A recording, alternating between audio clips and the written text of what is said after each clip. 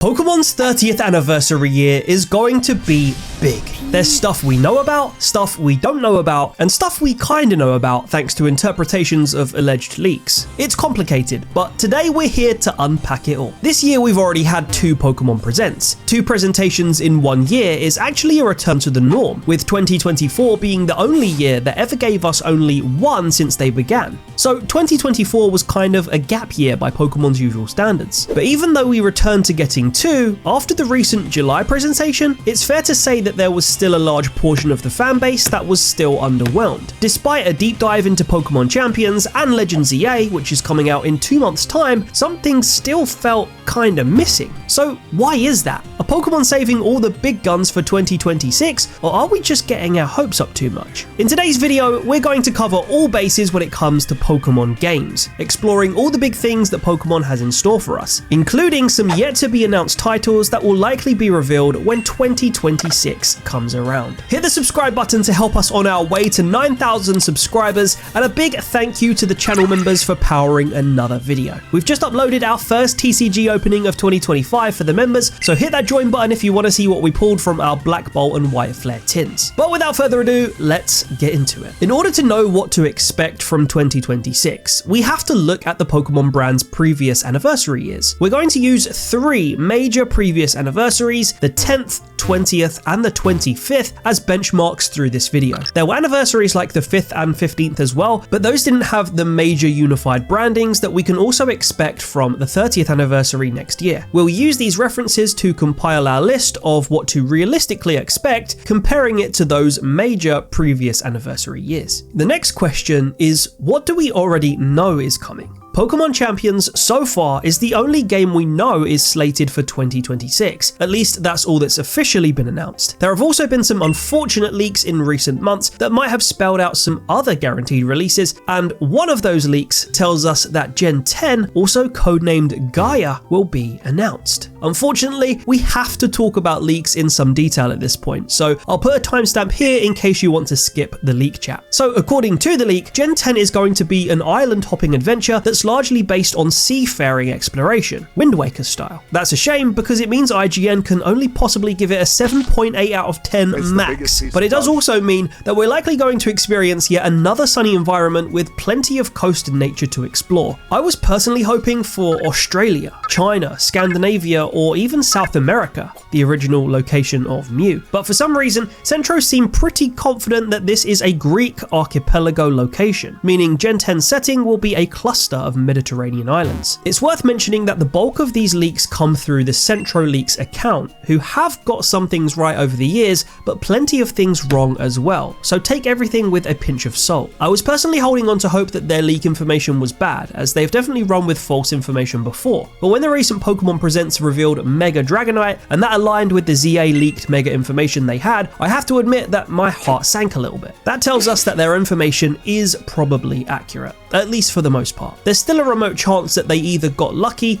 that their information is a combination of true and false leaks, or that their Gen 10 information is outdated to the point where the Pokemon Company have since pivoted from their leaked plan. But at this stage, that all seems very unlikely. So if Gen 10 is located in an archipelago, well, Pokemon are no strangers to island settings in the main series. The Alola region is comprised of several islands, and during the Kanto, Hoenn, and Galar games, we've travelled to offshore islands during DLC, post-game content, and special events as well. It is worth mentioning though that it's unclear whether the theory of this alleged Greek archipelago location is derived only from the codename Gaia. Gaia is of course a Greek word meaning the personification of Earth, so you can see how this connection can be made, but plenty of Pokemon's past codenames have been irrelevant to the eventual location of the games. Scarlet and Violet, for example, were codenamed Titan, another Greek originating word that did possibly refer to the Titan boss battles, but not the location itself. But regardless of the location it will be based on, it's pretty safe to assume that Gen 10 will be announced during the 30th anniversary year. And if the leaks aren't convincing enough for you, you need only to look at the historical pattern of release windows. In 2026, it will have been 4 years since Scarlet and Violet were released. We can almost certainly rule out an announcement of Gen 10 in this calendar year, and we've never gone more than 4 years without a new generation of Pokémon. In fact, it's usually a 3-year gap between most gens. I don't think the company are brave enough to keep their new generation in development for 5 years, at least not yet, though hopefully that 4-year gap has allowed Gen 10 to have some more time in the oven at least, so it can be polished more than Scarvy was. I would certainly say that the last 4-year generational gap between Gens 4 and 5 allowed for a bit more finesse. So with Pokémon Champions and Gen 10 releasing in 2026, that means we'll have a new series Generation 10 game and a major spin-off game that's releasing on Switch systems and smartphones that will change the landscape of competitive Pokémon battling. That's already a pretty big deal for the 30th anniversary. But let's refer back to our previous anniversary years. Firstly, the 20th anniversary. The 20th anniversary took place in 2016, and during that year, Gen 7 was both revealed and then released, along with Pokémon Go. These were both huge deals, and I'd say are pretty directly comparable releases to Gen 10 and Champions. A brand new main generation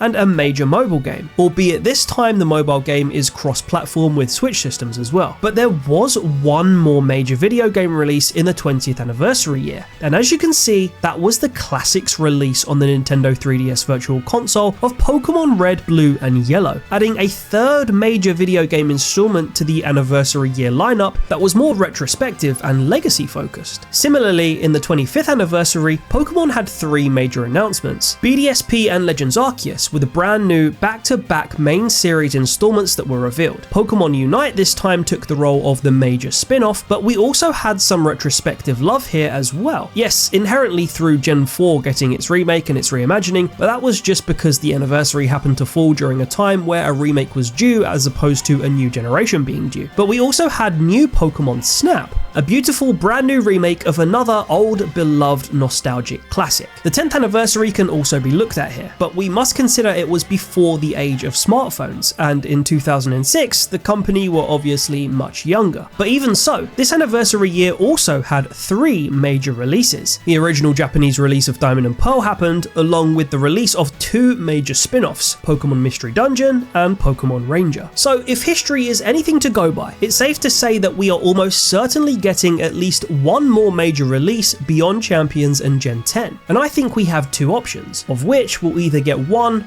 or ideally both. Firstly, a brand new Classics release of the handheld generations 1 to 7 on Switch 2. And secondly, a remake or remaster of another nostalgic spin-off series. There are a few options that would be very well received, like Pokémon Ranger and Conquest, but the main remakes or reimaginings that could be amazingly successful would be Pokémon Colosseum and XD Gale of Darkness. We already are getting them at some unknown point on the Switch 2 Virtual Console, but imagine a version of those games with the treatment of a new Pokémon Snap or Mystery Dungeon DX, retaining everything that was so good about those original installments, but giving them to us in a brand new package with tons of new visuals and features. So Pokémon Colosseum and XD, for me, are the spin-offs that Pokémon are sitting on with the most potential. The games were successful in spite of them being on a console that kind of flopped relative to its generational competition, and that absolutely limited the sales potential. But that cyberpunk style would be amazing to see remastered or reimagined with modern Pokémon and the power of the Switch 2. Plus, it could re-energize the franchise with a more adult-themed series that could see even further sequels in the future. And the 30th anniversary would clearly also be the perfect time to announce another Classics release, from basically all perspectives. From an anniversary perspective,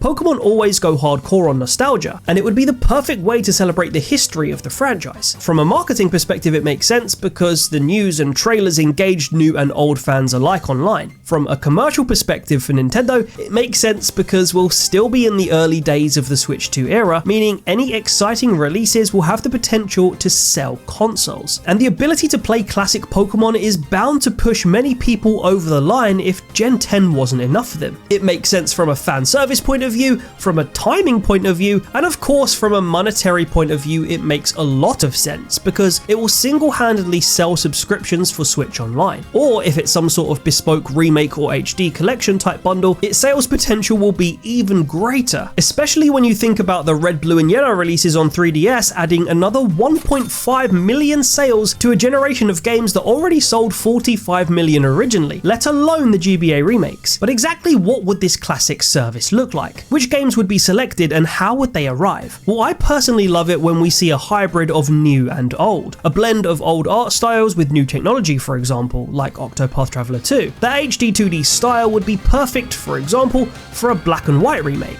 But I think that might still be a few years down the line yet, perhaps during the Gen 10 remake cycle in late 2027. Instead, I think the decision is really how they port the games, how many generations they include in the classics release, and how they're packaged. On the 3DS, we also got Gold, Silver and Crystal a year after Red, Blue and Yellow released. So in total, Gen 1 and 2 were playable, but not their remakes Fire Red and Leaf Green or Heart Gold and Soul Silver. But this time, I think they'll go even harder. I haven't ruled out the possibility of an actual Pokémon main series app on the Switch 2 where you can pay to play any individual main series title from the handheld days, from originals to remakes. However, I think we might have to be realistic about what's going to be the best commercial package that both makes the company money, but also doesn't extort fans. That's the balance they will want to strike. To be honest, straight up putting the games on the respective console apps on Switch 2 is definitely an option, but there is one major issue with that. As far as we know, putting the games on the virtual console apps wouldn't allow connectivity with home, and a lot of trainers will want the ability to move their Pokemon into the modern titles like Scarvy or Gen 10. Also, there isn't a DS or 3DS app yet, so you could only do generations 1 to 3. However, the Switch 2 definitely allows for a DS and 3DS app in the future, especially with its mouse functionality. So if they did just straight up port the games into the virtual console, I think Gens 1 to 3 would be the package they go with, and this would hopefully include third versions like Yellow, Crystal and Emerald, plus the Gen 1 remakes Fire Red and Leaf Green. But I think the best commercial option for the company and fans alike would be selling a new Classics Collection game that includes various titles and effectively starts a new sub-series. This means you could first start with a game that covers Gens 1, 2 and 3, and then do a Gens 4 and 5 version in the future, followed by a Gens 6 and 7 version. That way, each installment would feature several original games plus one remake. Doing it this way would open the door for multiple revenue opportunities across multiple years, while still giving us amazing fan service. And commercially, this would not only far outweigh any money they would make from Nintendo Online subscriptions through just dumping the games on the virtual console, but also could enable challenge modes, visual sliders like the ones we see in Final Fantasy Tactics, Wi-Fi functionality, and potentially even randomizer functionality if the company are brave enough. It basically puts the control in the Pokemon company's hands, rather than funneling it through a Nintendo Virtual Console app, and it gives a far better experience to fans through more features, home compatibility, and quality of life updates. So there we go. Those are the 4 games I'm expecting to be announced and released during the 30th anniversary next year. But what do you think?